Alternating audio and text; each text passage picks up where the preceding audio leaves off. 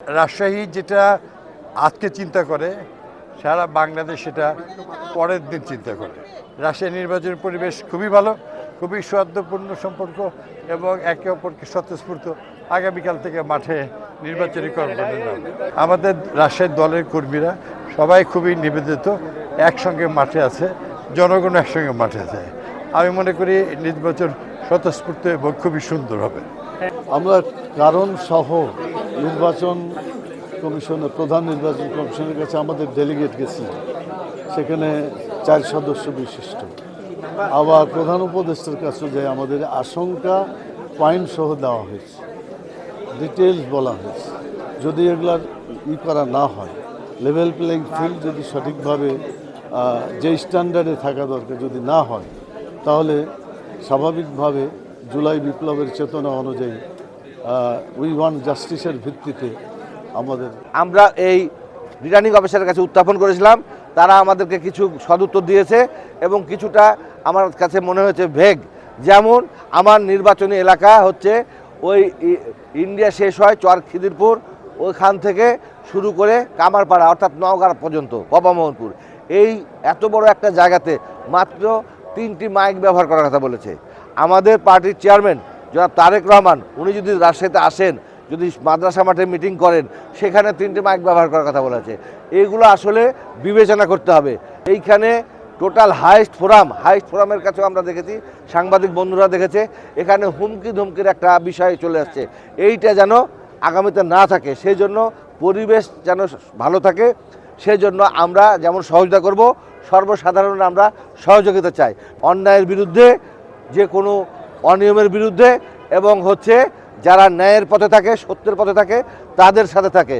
এই জন্য তারা কোনো গোজামিল কখনোই কোনোভাবে বরদাস্ত। তো আমরা সব কিছু দেখছি, অবলম্বন করছি।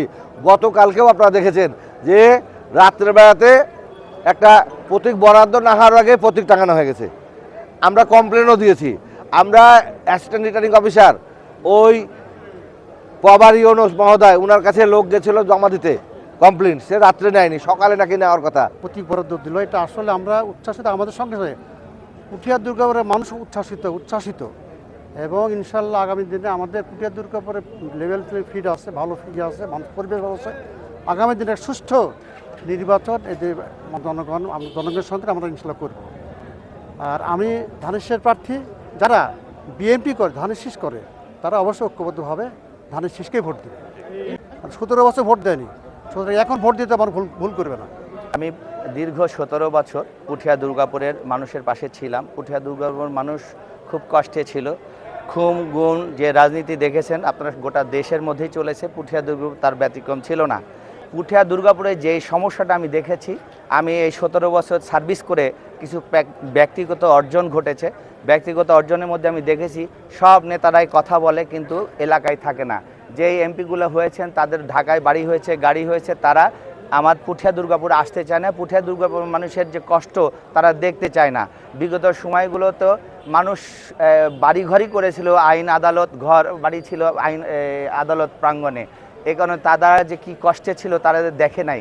তো আমি সেই জায়গা থেকে যতটুকুন পেরেছি সাধারণ মানুষকে সহযোগিতা করেছি।